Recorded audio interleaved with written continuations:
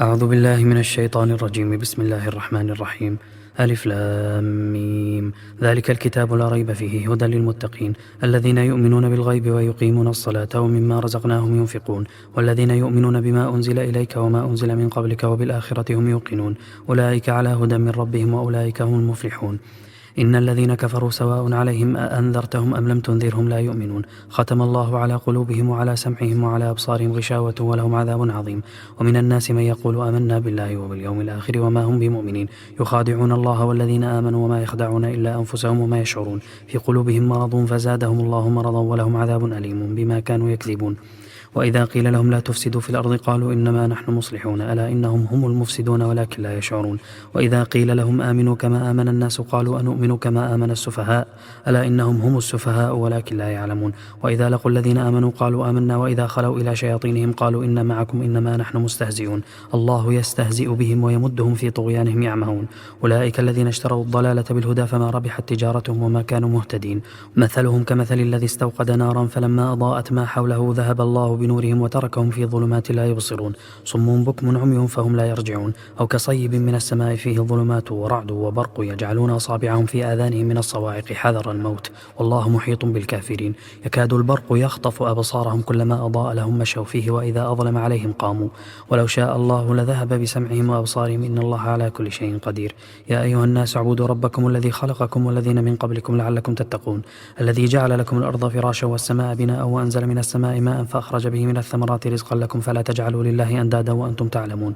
وإن كنتم في ريب مما نزلنا على عبدنا فأتوا بسورة من مثله وادعوا شهداءكم من دون الله إن كنتم صادقين فإن لم تفعلوا ولن تفعلوا فاتقوا النار التي وقودها الناس والحجارة أعدت للكافرين. وبشر الذين آمنوا وعملوا الصالحات أن لهم جنات تجري من تحتها الأنهار كلما رزقوا منها من ثمرة رزقا قالوا هذا الذي رزقنا من قبل وأتوا به متشابها ولهم فيها أزواج مطهرة وهم فيها خالدون.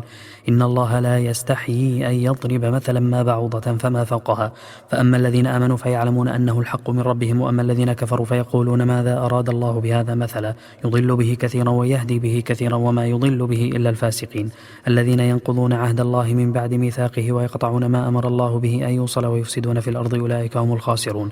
كيف تكفرون بالله وكنتم أمواتا فأحياكم ثم يميتكم ثم يحييكم ثم إليه ترجعون. هو الذي خلق لكم ما في الأرض جميعا ثم استوى إلى السماء فسواهن 7 سماوات وهو بكل شيء عليم. وإذ قال ربك للملائكة إني جاعل في الأرض خليفة قالوا أتجعل فيها من يفسد فيها ويسفك الدماء ونحن نسبح بحمدك ونقدس لك قال إني أعلم ما لا تعلمون. وعلم آدم الأسماء كلها ثم عرضهم على الملائكة فقال أنبئوني بأسماء هؤلاء إن كنتم صادقين قالوا سبحانك لا علم لنا إلا ما علمتنا إنك أنت العليم الحكيم. قال يا آدم أنبئهم بأسمائهم فلما أنبأهم بأسمائهم قال ألم أقل لكم إني أعلم غيب السماوات والأرض وأعلم ما تبدون وما كنتم تكتمون. وإذ قلنا للملائكة اسجدوا لآدم فسجدوا إلا إبليس أبى واستكبر وكان من الكافرين. وقلنا يا آدم اسكن أنت وزوجك الجنة وكلا منها رغدا حيث شئتما ولا تقربا هذه الشجرة فتكونا من الظالمين فأزلهما الشيطان عنها فأخرجهما مما كانا فيه وقلنا اهبطوا بعضكم لبعض عدو ولكم في الأرض مستقر ومتاع إلى حين فتلقى آدم من ربه كلمات فتاب عليه إنه هو التواب الرحيم. قلنا اهبطوا منها جميعا فإما يأتينكم مني هدى فمن تبع هداي فلا خوف عليهم ولا هم يحزنون. والذين كفروا وكذبوا بآياتنا أولئك أصحاب النار هم فيها خالدون. يا بني إسرائيل اذكروا نعمتي التي أنعمت عليكم وأوفوا بعهدي أوف بعهدكم وإياي فارهبون. وآمنوا بما أنزلت مصدقا لما معكم ولا تكونوا أول كافر به ولا تشتروا بآياتي ثمنا قليلا وإياي فاتقون. ولا تلبسوا الحق بالباطل وتكتموا الحق وأنتم تعلمون. وأقيموا الصلاة وآتوا الزكاة واركعوا مع الراكعين. أتأمرون الناس بالبر وتنسون أنفسكم وأنتم تتلون الكتاب أفلا تعقلون. واستعينوا بالصبر والصلاة وإنها لكبيرة إلا على الخاشعين الذين يظنون أنهم ملاقو ربهم وأنهم إليه راجعون. يا بني إسرائيل اذكروا نعمتي التي أنعمت عليكم وأني فضلتكم على العالمين واتقوا يوما لا تجزي نفس عن نفس شيئا ولا يقبل منها شفاعة ولا يؤخذ منها عدل ولا هم ينصرون. وإذ نجيناكم من آل فرعون يسومونكم سوء العذاب يذبحون أبناءكم ويستحيون نساءكم وفي ذلكم بلاء من ربكم عظيم. وإذ فرقنا بكم البحر فأنجيناكم وأغرقنا آل فرعون وأنتم تنظرون. وإذ وعدنا موسى 40 ليلة ثم اتخذتم العجل من بعده وأنتم ظالمون ثم عفونا عنكم من بعد ذلك لعلكم تشكرون. وإذ آتينا موسى الكتاب والفرقان لعلكم تهتدون. وإذ قال موسى لقومه يا قوم إنكم ظلمتم أنفسكم باتخاذكم العجل فتوبوا إلى بارئكم فاقتلوا أنفسكم ذلكم خير لكم عند بارئكم فتاب عليكم إنه هو التواب الرحيم. وإذ قلتم يا موسى لن نؤمن لك حتى نرى الله جهرة فأخذتكم الصاعقة وأنتم تنظرون ثم بعثناكم من بعد موتكم لعلكم تشكرون. وظللنا عليكم الغمام وأنزلنا عليكم المن والسلوى كلوا من طيبات ما رزقناكم وما ظلمونا ولكن كانوا أنفسهم يظلمون. وإذ قلنا ادخلوا هذه القرية فكلوا منها حيث شئتم رغدا وادخلوا الباب سجدا وقولوا حطة نغفر لكم خطاياكم وسنزيد المحسنين. فبدل الذين ظلموا قولا غير الذي قيل لهم فأنزلنا على الذين ظلموا رجزا من السماء بما كانوا يفسقون. وإذ استسقى موسى لقومه فقلنا اضرب بعصاك الحجر فانفجرت منه 12 عينا قد علم كل أناس مشربهم كلوا واشربوا من رزق الله ولا تعثوا في الأرض مفسدين. وإذ قلتم يا موسى لن نصبر على طعام واحد فادع لنا ربك يخرج لنا مما تنبت الأرض من بقلها وقثائها وفومها وعدسها وبصلها قال أتستبدلون الذي هو أدنى بالذي هو خير اهبطوا مصرا فإن لكم ما سألتم وضربت عليهم الذلة والمسكنة وباءوا بغضب من الله ذلك بأنهم كانوا يكفرون بآيات الله ويقتلون النبيين بغير الحق ذلك بما عصوا وكانوا يعتدون. إن الذين آمنوا والذين هادوا والنصارى والصابئين من آمن بالله واليوم الآخر وعمل صالحا فلهم أجرهم عند ربهم ولا خوف عليهم ولا هم يحزنون. وإذ أخذنا ميثاقكم ورفعنا فوقكم الطور خذوا ما آتيناكم بقوة واذكروا ما فيه لعلكم تتقون ثم توليتم من بعد ذلك فلولا فضل الله عليكم ورحمته لكنتم من الخاسرين. ولقد علمتم الذين اعتدوا منكم في السبت فقلنا لهم كونوا قردة خاسئين فجعلناها نكالا لما بين يديها وما خلفها وموعظة للمتقين. وإذ قال موسى لقومه إن الله يأمركم أن تذبحوا بقرة قالوا أتتخذنا هزوا قال أعوذ بالله أن أكون من الجاهلين قالوا ادع لنا ربك يبين لنا ما هي قال إنه يقول إنها بقرة لا فارض ولا بكر عوان بين ذلك فافعلوا ما تؤمرون قال ادع لنا ربك يبين لنا ما لونها قال إنه يقول إنها بقرة صفراء فاقع لونها تسر الناظرين قال ادع لنا ربك يبين لنا ما هي إن البقرة تشابه علينا وإنا إن شاء الله لمهتدون قال إنه يقول إنها بقرة لا ذلول تثير الأرض ولا تسقي الحرث مسلمة لا شية فيها قالوا الآن جئت بالحق فذبحوها وما كادوا يفعلون. وإذ قتلتم نفسا فادارأتم فيها والله مخرج ما كنتم تكتمون فقلنا اضربوه ببعضها كذلك يحيي الله الموتى ويريكم آياته لعلكم تعقلون ثم قست قلوبكم من بعد ذلك فهي كالحجارة أو أشد قسوة وإن من الحجارة لما يتفجر منه الأنهار وإن منها لما يشقق فيخرج منه الماء وإن منها لما يهبط من خشية الله وما الله بغافل عما تعملون. أفتطمعون أن يؤمنوا لكم وقد كان فريق منهم يسمعون كلام الله ثم يحرفونه من بعد ما عقلوه وهم يعلمون. وإذا لقوا الذين آمنوا قالوا آمنا وإذا خلا بعضهم إلى بعض قالوا أتحدثونهم بما فتح الله عليكم ليحاجوكم به عند ربكم أفلا تعقلون أولا يعلمون أن الله يعلم ما يسرون وما يعلنون. ومنهم أميون لا يعلمون الكتاب إلا أماني وإنهم إلا يظنون فويل للذين يكتبون الكتاب بأيديهم ثم يقولون هذا من عند الله ليشتروا به ثمنا قليلا فويل لهم مما كتبت أيديهم وويل لهم مما يكسبون. وقالوا لن تمسنا النار إلا أياما معدودة قل أتخذتم عند الله عهدا فلن يخلف الله عهده أم تقولون على الله ما لا تعلمون بلى من كسب سيئة وأحاطت به خطيئته فأولئك أصحاب النار هم فيها خالدون والذين آمنوا وعملوا الصالحات أولئك أصحاب الجنة هم فيها خالدون. وإذ أخذنا ميثاق بني إسرائيل لا تعبدون إلا الله وبالوالدين إحسانا وذي القربى واليتامى والمساكين وقولوا للناس حسنا وأقيموا الصلاة وآتوا الزكاة ثم توليتم إلا قليلا منكم وأنتم معرضون. وإذ أخذنا ميثاقكم لا تسفكون دماءكم ولا تخرجون أنفسكم من دياركم ثم أقررتم وأنتم تشهدون ثم أنتم هؤلاء تقتلون أنفسكم وتخرجون فريقا منكم من ديارهم تظاهرون عليهم بالإثم والعدوان وإن يأتوكم أسارى تفادوهم وهو محرم عليكم إخراجهم أفتؤمنون ببعض الكتاب وتكفرون ببعض فما جزاء من يفعل ذلك منكم إلا خزي في الحياة الدنيا ويوم القيامة يردون إلى أشد العذاب وما الله بغافل عما تعملون. أولئك الذين اشتروا الحياة الدنيا بالآخرة فلا يخفف عنهم العذاب ولا هم ينصرون. ولقد آتينا موسى الكتاب وقفينا من بعده بالرسل وآتينا عيسى ابن مريم البينات وأيدناه بروح القدس أفكلما جاءكم رسول بما لا تهوى أنفسكم استكبرتم ففريقا كذبتم وفريقا تقتلون وقالوا قلوبنا غلف بل لعنهم الله بكفرهم فقليلا ما يؤمنون ولما جاءهم كتاب من عند الله مصدق لما معهم وكانوا من قبل يستفتحون على الذين كفروا فلما جاءهم ما عرفوا كفروا به فلعنة الله على الكافرين بئس ما اشتروا به أنفسهم أن يكفروا بما أنزل الله بغيا أن ينزل الله من فضله على من يشاء من عباده فباءوا بغضب على غضب وللكافرين عذاب مهين. وإذا قيل لهم آمنوا بما أنزل الله قالوا نؤمن بما أنزل علينا ويكفرون بما وراءه وهو الحق مصدقا لما معهم قل فلم تقتلون أنبياء الله من قبل إن كنتم مؤمنين ولقد جاءكم موسى بالبينات ثم اتخذتم العجل من بعده وأنتم ظالمون وإذا أخذنا ميثاقكم ورفعنا فوقكم الطور خذوا ما آتيناكم بقوة واسمعوا قالوا سمعنا وعصينا وأشربوا في قلوبهم العجل بكفرهم قل بئس ما يأمركم به إيمانكم إن كنتم مؤمنين قل إن كانت لكم الدار الآخرة عند الله خالصة من دون الناس فتمنوا الموت إن كنتم صادقين ولن يتمنوه أبدا بما قدمت أيديهم والله عليم بالظالمين ولتجدنهم أحرص الناس على حياة ومن الذين أشركوا يود أحدهم لو يعمر 1000 سنة وما هو بمزحزحه من العذاب أن يعمر والله بصير بما يعملون قل من كان عدوا لجبريل فإنه نزله على قلبك بإذن الله مصدقا لما بين يديه وهدى وبشرى للمؤمنين من كان عدوا لله وملائكته ورسله وجبريل وميكال فإن الله عدو للكافرين ولقد أنزلنا إليك آيات بينات وما يكفر بها إلا الفاسقون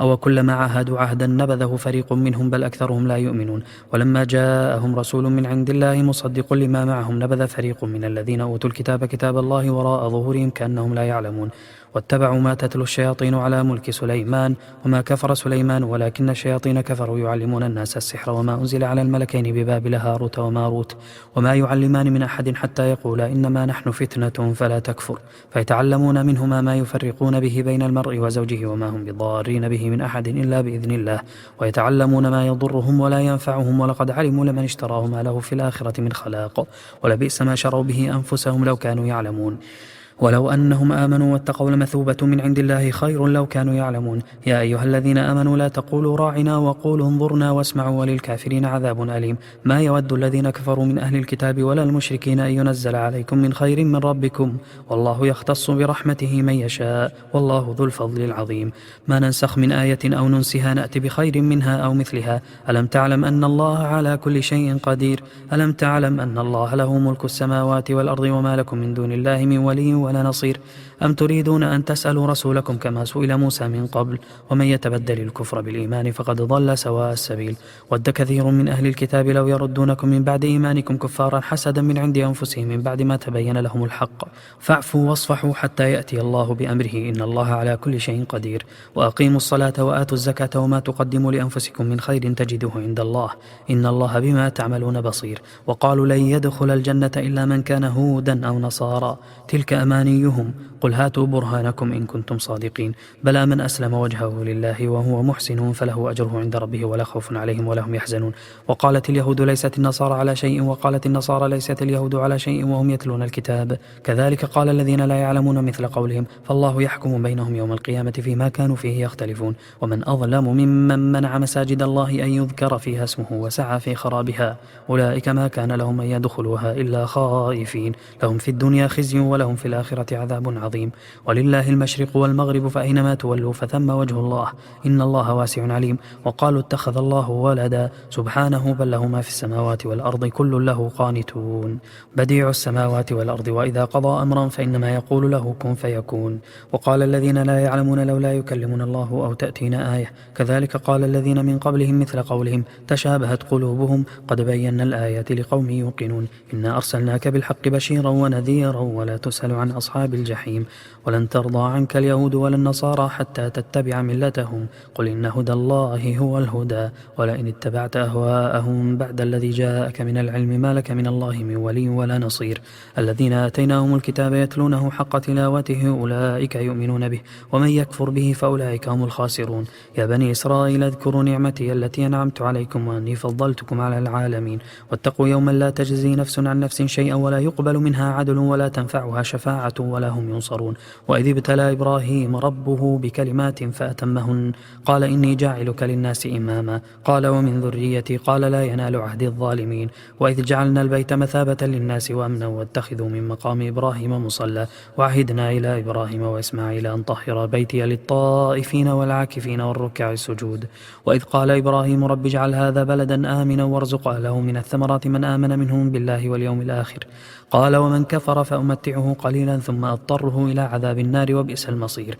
وإذ يرفع إبراهيم القواعد من البيت وإسماعيل ربنا تقبل منا إنك أنت السميع العليم ربنا واجعلنا مسلمين لك ومن ذريتنا أمة مسلمة لك وأرنا مناسكنا وتب علينا إنك أنت التواب الرحيم ربنا وابعث فيهم رسولا منهم يتلو عليهم آياتك ويعلمهم الكتاب والحكمة ويزكيهم إنك أنت العزيز الحكيم. ومن يرغب عن ملة إبراهيم إلا من سفه نفسه ولقد اصطفيناه في الدنيا وإنه في الآخرة لمن الصالحين إذ قال له ربه أسلم قال أسلمت لرب العالمين ووصى بها إبراهيم بنيه ويعقوب يا بني إن الله اصطفى لكم الدين فلا تموتن إلا وأنتم مسلمون أم كنتم شهداء إذ حضر يعقوب الموت إذ قال لبنيه ما تعبدون من بعدي قالوا نعبد إلهك وإله آبائك إبراهيم وإسماعيل وإسحاق إلها واحدا ونحن له مسلمون تلك أمة قد خلت لها ما كسبت ولكم ما كسبتم ولا تسألون عما كانوا يعملون. وقالوا كونوا هودا أو نصارى تهتدوا قل بل ملة إبراهيم حنيفا وما كان من المشركين قولوا آمنا بالله وما أنزل إلينا وما أنزل إلى إبراهيم وإسماعيل وإسحاق ويعقوب والأسباط وما أوتي موسى وعيسى وما أوتي النبيون من ربهم لا نفرق بين أحد منهم ونحن له مسلمون فإن آمنوا بمثل ما آمنتم به فقد اهتدوا وإن تولوا فإنما هم في شقاق فسيكفيكهم الله وهو السميع العليم صبغة الله ومن أحسن من الله صبغة ونحن له عابدون.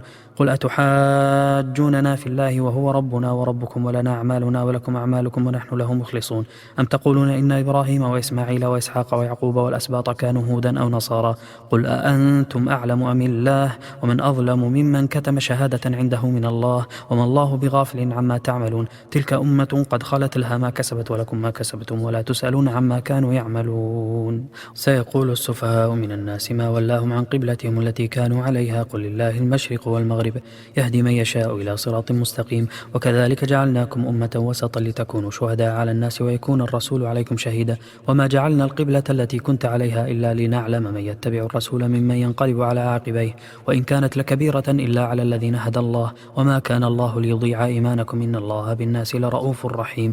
قد نرى تقلب وجهك في السماء فلنولينك قبلة ترضاها فولي وجهك شطر المسجد الحرام وحيثما كنتم فولوا وجوهكم شطره وإن الذين أوتوا الكتاب لا يعلمون أنه الحق من ربهم وما الله بغافل عما يعملون ولئن أتيت الذين أوتوا الكتاب بكل آية ما تبعوا قبلتك وما أنت بتابع قبلتهم وما بعضهم بتابع قبلة بعض ولئن اتبعت أهواءهم من بعد ما جاءك من العلم إنك إذا لمن الظالمين.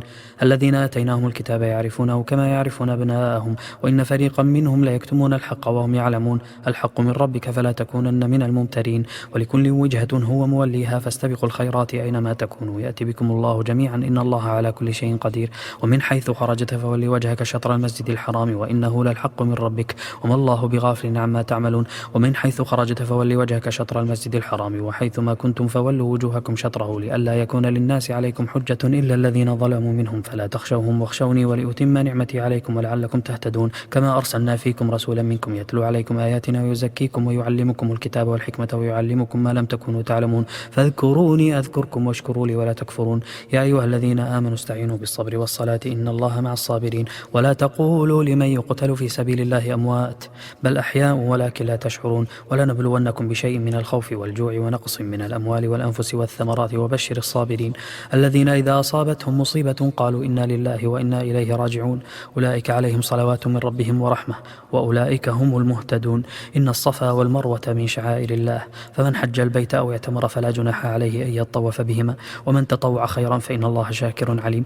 إن الذين يكتمون ما أنزلنا من البينات والهدى من بعد ما بيناه للناس في الكتاب أولئك يلعنهم الله ويلعنهم اللاعنون إلا الذين تابوا وأصلحوا وبينوا فأولئك أتوب عليهم وأنا التواب الرحيم. إن الذين كفروا وماتوا وهم كفار أولئك عليهم لعنة الله والملائكة والناس أجمعين خالدين فيها لا يخفف عنهم العذاب ولا هم ينظرون وإلهكم إله واحد لا إله إلا هو الرحمن الرحيم.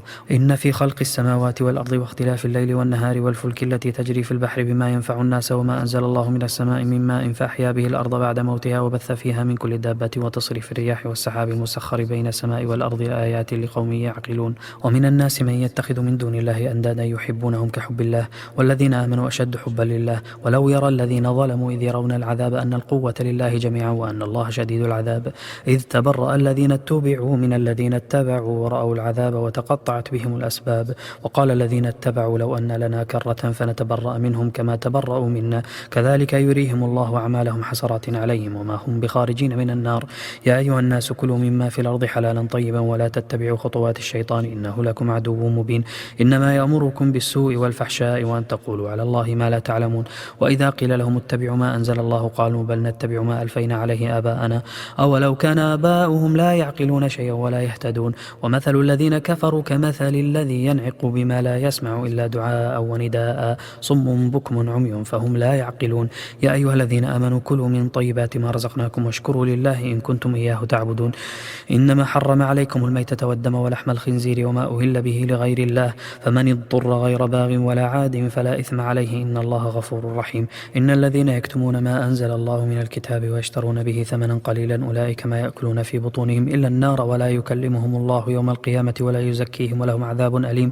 أولئك الذين اشتروا الضلالة بالهدى والعذاب بالمغفرة فما أصبرهم على النار ذلك بأن الله نزل الكتاب بالحق وإن الذين اختلفوا في الكتاب لفي شقاق بعيد. ليس البر أن تولوا وجوهكم قبل المشرق والمغرب ولكن البر من آمن بالله واليوم الآخر والملائكة والكتاب والنبيين وآتى المال على حبه ذوي القربى واليتامى والمساكين وابن السبيل والسائلين وفي الرقاب وأقام الصلاة وآتى الزكاة والموفون بعهدهم إذا عاهدوا والصابرين في البأساء والضراء وحين البأس أولئك الذين صدقوا وأولئك هم المتقون.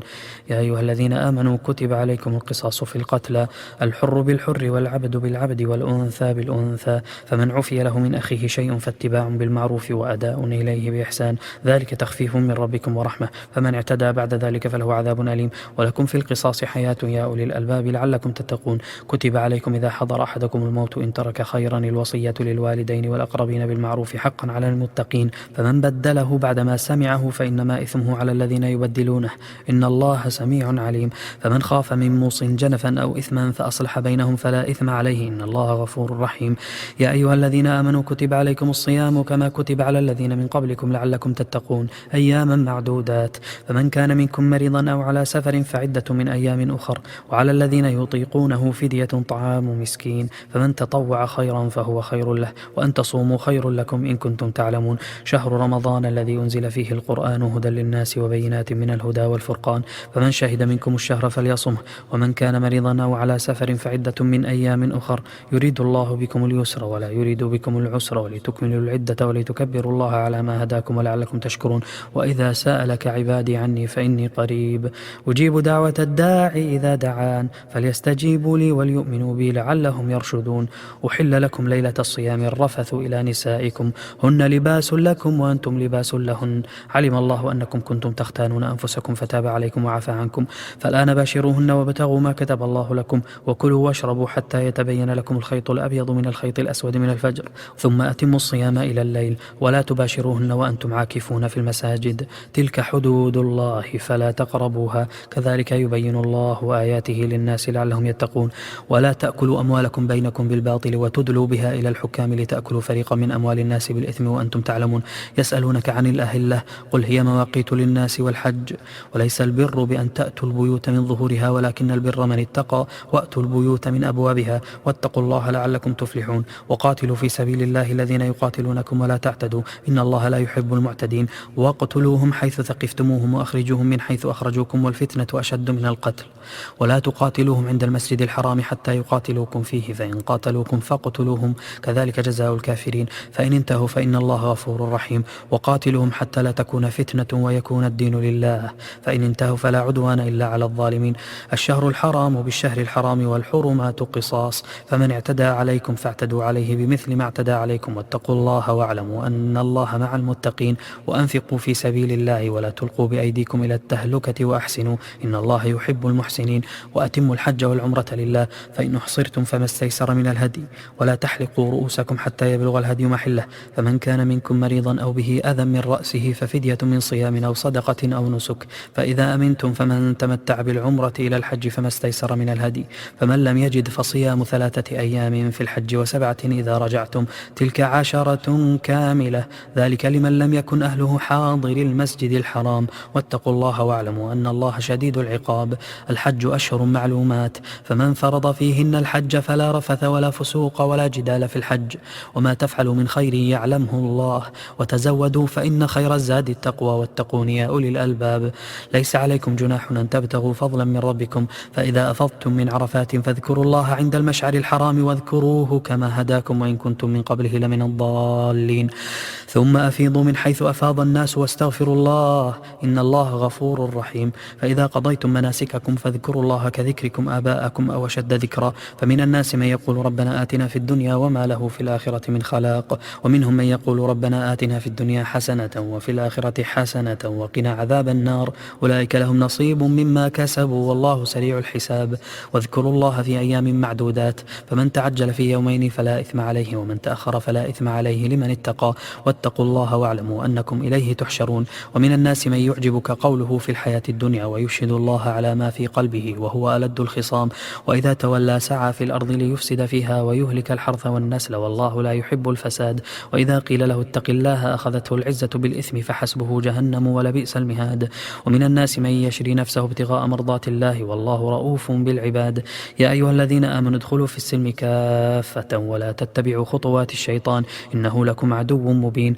فإن زللتم من بعد ما جاءتكم البينات فاعلموا أن الله عزيز حكيم. هل ينظرون إلا أن يأتيهم الله في ظلل من الغمام والملائكة وقضي الأمر وإلى الله ترجع الأمور. سل بني إسرائيل كم آتيناهم من آية بينة ومن يبدل نعمة الله من بعد ما جاءته فإن الله شديد العقاب. زين للذين كفروا الحياة الدنيا ويسخرون من الذين آمنوا والذين اتقوا فوقهم يوم القيامة والله يرزق من يشاء بغير حساب. كان الناس أمة واحدة فبعث الله النبيين مبشرين ومنذرين وأنزل معهم الكتاب بالحق ليحكم بين الناس فيما اختلفوا فيه وما اختلف فيه إلا الذين أوتوه من بعد ما جاءتهم البينات بغيا بينهم فهدى الله الذين آمنوا لما اختلفوا فيه من الحق بإذنه والله يهدي من يشاء إلى صراط مستقيم. أم حسبتم أن تدخلوا الجنة ولما يأتكم مثل الذين خلوا من قبلكم مستهم البأساء والضراء وزلزلوا حتى يقول الرسول والذين آمنوا معه متى نصر الله ألا إن نصر الله قريب. يسألونك ماذا ينفقون قل ما أنفقتم من خير فللوالدين والأقربين واليتامى والمساكين وابن السبيل وما تفعلوا من خير فإن الله به عليم. كتب عليكم القتال وهو كره لكم وعسى أن تكرهوا شيئا وهو خير لكم وعسى أن تحبوا شيئا وهو شر لكم والله يعلم وأنتم لا تعلمون. يسألونك عن الشهر الحرام قتال فيه قل قتال فيه كبير وصد عن سبيل الله وكفر به والمسجد الحرام وإخراج أهله منه أكبر عند الله والفتنة أكبر من القتل ولا يزالون يقاتلونكم حتى يردوكم عن دينكم إن استطاعوا ومن يرتدد منكم عن دينه فيمت وهو كافر فأولئك حبطت أعمالهم في الدنيا والآخرة وأولئك أصحاب النار هم فيها خالدون. إن الذين آمنوا والذين هاجروا وجاهدوا في سبيل الله أولئك يرجون رحمة الله والله غفور رحيم. يسألونك عن الخمر والميسر قل فيهما إثم كبير ومنافع للناس وإثمهما أكبر من نفعهما ويسألونك ماذا ينفقون قل العفو كذلك يبين الله لكم الآيات لعلكم تتفكرون في الدنيا والآخرة. ويسألونك عن اليتامى قل إصلاح لهم خير وإن تخالطوهم فإخوانكم والله يعلم المفسد من المصلح ولو شاء الله لأعنتكم إن الله عزيز حكيم. ولا تنكحوا المشركات حتى يؤمن ولا أمة مؤمنة خير من مشركة ولو أعجبتكم ولا تنكحوا المشركين حتى يؤمنوا ولعبد مؤمن خير من مشرك ولو أعجبكم أولئك يدعون إلى النار والله يدعو إلى الجنة والمغفرة بإذنه ويبين آياته للناس لعلهم يتذكرون. ويسألونك عن المحيض قل هو أذى فاعتزلوا النساء في المحيض ولا تقربوهن حتى يطهرن فإذا تطهرن فأتوهن من حيث أمركم الله إن الله يحب التوابين ويحب المتطهرين. نساؤكم حرث لكم فأتوا حرثكم أن شئتم وقدموا لأنفسكم واتقوا الله واعلموا أنكم ملاقوه وبشر المؤمنين. ولا تجعلوا الله عرضة لأيمانكم أن تبروا وتتقوا وتصلحوا بين الناس والله سميع عليم. لا يؤاخذكم الله باللغو في أيمانكم ولكن يؤاخذكم بما كسبت قلوبكم والله غفور حليم. للذين يؤلون من نسائهم تربص 4 أشهر فإن فاءوا فإن الله غفور رحيم وإن عزموا الطلاق فإن الله سميع عليم. والمطلقات يتربصن بأنفسهن 3 قروء ولا يحل لهن أن يكتمن ما خلق الله في أرحامهن إن كن يؤمن بالله واليوم الآخر وبعولتهن أحق بردهن في ذلك إن أرادوا إصلاحا ولهن مثل الذي عليهن بالمعروف وللرجال عليهن درجة والله عزيز حكيم. الطلاق 2 فإمساك بمعروف أو تسريح بإحسان ولا يحل لكم أن تأخذوا مما آتيتموهن شيئا إلا أن يخاف ألا يقيما حدود الله فإن خفتم ألا يقيما حدود الله فلا جناح عليهما فيما افتدت به تلك حدود الله فلا تعتدوها ومن يتعد حدود الله فأولئك هم الظالمون. فإن طلقها فلا تحل له من بعد حتى تنكح زوجا غيره فإن طلقها فلا جناح عليهما أن يتراجعا إن ظنا أن يقيما حدود الله وتلك حدود الله يبينها لقوم يعلمون. وإذا طلقتم النساء فبلغن أجلهن فأمسكوهن بمعروف أو سرحوهن بمعروف ولا تمسكوهن ضرارا لتعتدوا ومن يفعل ذلك فقد ظلم نفسه. ولا تتخذوا آيات الله هزوا واذكروا نعمة الله عليكم وما أنزل عليكم من الكتاب والحكمة يعظكم به واتقوا الله واعلموا أن الله بكل شيء عليم.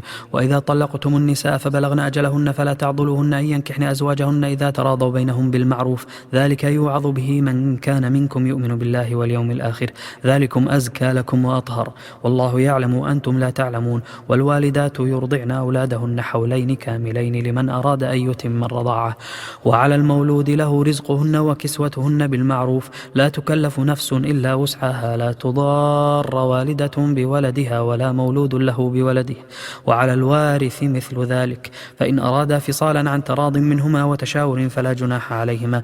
وإن أردتم أن تسترضعوا أولادكم فلا جناح عليكم إذا سلمتم ما آتيتم بالمعروف واتقوا الله واعلموا أن الله بما تعملون بصير. والذين يتوفون منكم ويذرون أزواجا يتربصن بأنفسهن 4 أشهر و10 فإذا بلغن أجلهن فلا جناح عليكم فيما فعلن في أنفسهن بالمعروف والله بما تعملون خبير. ولا جناح عليكم فيما عرضتم به من خطبة النساء أو أكننتم في أنفسكم علم الله أنكم ستذكرونهن ولكن لا تواعدوهن سرا إلا أن تقولوا قولا معروفا ولا تعزموا عقدة النكاح حتى يبلغ الكتاب أجله واعلموا أن الله يعلم ما في أنفسكم فاحذروه واعلموا أن الله غفور حليم. لا جناح عليكم إن طلقتم النساء ما لم تمسوهن أو تفرضوا لهن فريضة ومتعوهن على الموسع قدره وعلى المقتر قدره متاعا بالمعروف حقا على المحسنين. وإن طلقتموهن من قبل أن تمسوهن وقد فرضتم لهن فريضة فنصف ما فرضتم إلا أن يعفون أو يعفو الذي بيده عقدة النكاح وأن تعفوا أقرب للتقوى ولا تنسوا الفضل بينكم إن الله بما تعملون بصير. حافظوا على الصلوات والصلاة الوسطى وقوموا لله قانتين فإن خفتم فرجالا أو ركبانا فإذا أمنتم فاذكروا الله كما علمكم ما لم تكونوا تعلمون. والذين يتوفون منكم ويذرون أزواجا وصية لأزواجهم متاعا إلى الحول غير إخراج فإن خرجنا فلا جناح عليكم فيما فعلن في أنفسهن من معروف والله عزيز حكيم. وللمطلقات متاع بالمعروف حقا على المتقين كذلك يبين الله لكم آياته لعلكم تعقلون. ألم تر إلى الذين خرجوا من ديارهم وهم ألوف حذر الموت فقال لهم الله موتوا ثم أحياهم إن الله لذو فضل على الناس ولكن أكثر الناس لا يشكرون. وقاتلوا في سبيل الله واعلموا أن الله سميع عليم. من ذا الذي يقرض الله قرضا حسنا فيضاعفه له أضعافا كثيرة والله يقبض ويبسط وإليه ترجعون. ألم تر إلى الملأ من بني إسرائيل من بعد موسى إذ قالوا لنبي له مبعث لنا ملكا نقاتل في سبيل الله قال هل عسيتم إن كتب عليكم القتال ألا تقاتلوا قالوا وما لنا ألا نقاتل في سبيل الله وقد أخرجنا من ديارنا وأبنائنا فلما كتب عليهم القتال تولوا إلا قليلا منهم والله عليم بالظالمين. وقال لهم نبيهم إن الله قد بعث لكم طالوت ملكا قالوا أن يكون له الملك علينا ونحن أحق بالملك منه ولم يؤت سعة من المال قال إن الله اصطفاه عليكم وزاده بسطة في العلم والجسم والله يؤتي ملكه من يشاء والله واسع عليم. وقال لهم نبيهم إن آية ملكه أن يأتيكم التابوت فيه سكينة من ربكم وبقية مما ترك آل موسى وآل هارون تحمله الملائكة إن في ذلك لآية لكم إن كنتم مؤمنين. فلما فصل طالوت بالجنود قال إن الله مبتليكم بنهر فمن شرب منه فليس مني ومن لم يطعمه فإنه مني إلا من اغترف غرفة بيده فشربوا منه إلا إلا قليلا منهم، فلما جاوزه هو والذين آمنوا معه قالوا لا طاقة لنا اليوم بجالوت وجنوده. قال الذين يظنون أنهم ملاقوا الله كم من فئة قليلة غلبت فئة كثيرة بإذن الله والله مع الصابرين. ولما برزوا لجالوت وجنوده قالوا ربنا أفرغ علينا صبرا وثبت أقدامنا وانصرنا على القوم الكافرين، فهزموهم بإذن الله. وقتل داود جالوت وآتاه الله الملك والحكمة وعلمه مما يشاء، ولولا دفع الله الناس بعضهم ببعض لفسدت الأرض ولكن الله ذو فضل على العالمين. تلك آيات الله نتلوها عليك بالحق وإنك لمن المرسلين. تلك الرسل فضلنا بعضهم على بعض، منهم من كلم الله ورفع بعضهم درجات، وآتينا عيسى ابن مريم البينات وأيدناه بروح القدس. ولو شاء الله ما اقتتل الذين من بعدهم من بعد ما جاءتهم البينات ولكن اختلفوا فمنهم من آمن ومنهم من كفر. ولو شاء الله ما اقتتلوا ولكن الله يفعل ما يريد. يا أيها الذين آمنوا أنفقوا مما رزقناكم من قبل أن يأتي يوم لا بيع فيه ولا خلة ولا شفاعة والكافرون هم الظالمون. الله لا إله إلا هو الحي القيوم لا تأخذه سنة ولا نوم له ما في السماوات وما في الأرض من ذا الذي يشفع عنده إلا بإذنه يعلم ما بين أيديهم وما خلفهم ولا يحيطون بشيء من علمه إلا بما شاء وسع كرسيه السماوات والأرض ولا يؤوده حفظهما وهو العلي العظيم. لا إكراه في الدين قد تبين الرشد من الغي فمن يكفر بالطاغوت ويؤمن بالله فقد استمسك بالعروة الوثقى لا انفصام لها والله سميع عليم. الله ولي الذين آمنوا يخرجهم من الظلمات إلى النور والذين كفروا أولياءهم الطاغوت يخرجونهم من النور إلى الظلمات أولئك أصحاب النار هم فيها خالدون. ألم تر إلى الذي حاج إبراهيم في ربه أن آتاه الله الملك إذ قال إبراهيم ربي الذي يحيي ويميت قال أنا أحيي وأميت قال إبراهيم فإن الله يأتي بالشمس من المشرق فأت بها من المغرب فبهت الذي كفر والله لا يهدي القوم الظالمين. أو كالذي مر على قرية وهي خاوية على عروشها قال أن يحيي هذه الله بعد موتها فأماته الله 100 عام ثم بعثه قال كم لبثت قال لبثت يوما أو بعض يوم قال بل لبثت 100 عام فانظر إلى طعامك وشرابك لم يتسنه وانظر إلى حمارك ولنجعلك آية للناس وانظر إلى العظام كيف ننشزها ثم نكسوها لحما فلما تبين له قال أعلم أن الله على كل شيء قدير. وإذ قال إبراهيم رب أرني كيف تحيي الموتى قال أولم تؤمن قال بلى ولكن ليطمئن قلبي قال فخذ 4 من الطير فصرهن إليك ثم اجعل على كل جبل منهن جزءا ثم ادعهن يأتينك سعيا واعلم أن الله عزيز حكيم. مثل الذين ينفقون أموالهم في سبيل الله كمثل حبة أنبتت 7 سنابل في كل سنبلة 100 حبة والله يضاعف لمن يشاء والله واسع عليم. الذين ينفقون أموالهم في سبيل الله ثم لا يتبعون ما أنفقوا منا ولا أذى لهم أجرهم عند ربهم ولا خوف عليهم ولا هم يحزنون. قول معروف ومغفرة خير من صدقة يتبعها أذى والله غني حليم. يا أيها الذين آمنوا لا تبطلوا صدقاتكم بالمن والأذى كالذي ينفق ماله رئاء الناس ولا يؤمن بالله واليوم الآخر فمثله كمثل صفوان عليه تراب فأصابه وابل فتركه صلدا لا يقدرون على شيء مما كسبوا والله لا يهدي القوم الكافرين. ومثل الذين ينفقون أموالهم ابتغاء مرضات الله وتثبيتا من أنفسهم كمثل جنة بربوة أصابها وابل فأهتت أكلها ضعفين فإن لم يصبها وابل فطل والله بما تعملون بصير. أيود أحدكم أن تكون له جنة من نخيل وأعناب تجري من تحتها الأنهار له فيها من كل الثمرات وأصابه الكبر وله ذرية ضعفاء فأصابها إعصار فيه نار فاحترقت كذلك يبين الله لكم الآيات لعلكم تتفكرون. يا أيها الذين آمنوا أنفقوا من طيبات ما كسبتم ومما أخرجنا لكم من الأرض ولا تيمموا الخبيث منه تنفقون ولستم بآخذه إلا أن تغمضوا فيه واعلموا أن الله غني حميد. الشيطان يعدكم الفقر ويأمركم بالفحشاء والله يعدكم مغفرة منه وفضلا والله واسع عليم. يؤتي الحكمة من يشاء ومن يؤت الحكمة فقد أوتي خيرا كثيرا وما يذكر إلا أولو الألباب. وما أنفقتم من نفقة أو نذرتم من نذر فإن الله يعلمه وما للظالمين من أنصار. إن تبدوا الصدقات فنعما هي وإن تخفوها وتؤتوها الفقراء فهو خير لكم ويكفر عنكم من سيئاتكم والله بما تعملون خبير. ليس عليك هداهم ولكن الله يهدي من يشاء وما تنفقوا من خير فلأنفسكم وما تنفقون إلا ابتغاء ابتغاء وجه الله وما تنفقوا من خير يوفى إليكم وأنتم لا تظلمون. للفقراء الذين أحصروا في سبيل الله لا يستطيعون ضربا في الأرض يحسبهم الجاهل أغنياء من التعفف تعرفهم بسيماهم لا يسألون الناس إلحافا وما تنفقوا من خير فإن الله به عليم. الذين ينفقون أموالهم بالليل والنهار سرا وعلانية فلهم أجرهم عند ربهم ولا خوف عليهم ولا هم يحزنون.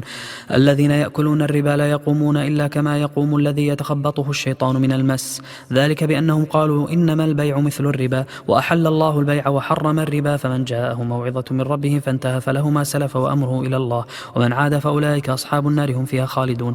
يمحق الله الربا ويربي الصدقات والله لا يحب كل كفار أثيم. إن الذين آمنوا وعملوا الصالحات وأقاموا الصلاة وآتوا الزكاة لهم أجرهم عند ربهم ولا خوف عليهم ولا هم يحزنون.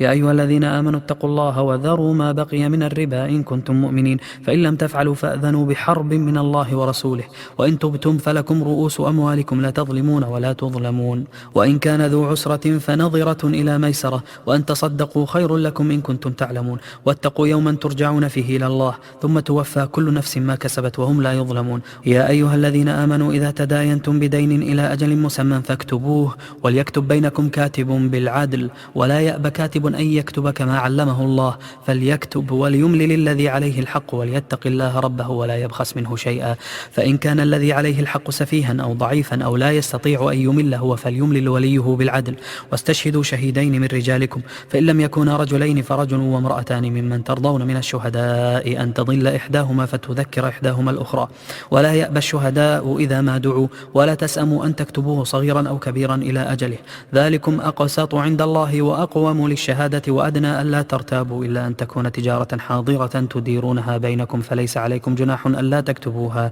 وأشهدوا إذا تبايعتم ولا يضار كاتب ولا شهيد وإن تفعلوا فإنه فسوق بكم واتقوا الله ويعلمكم الله والله بكل شيء عليم.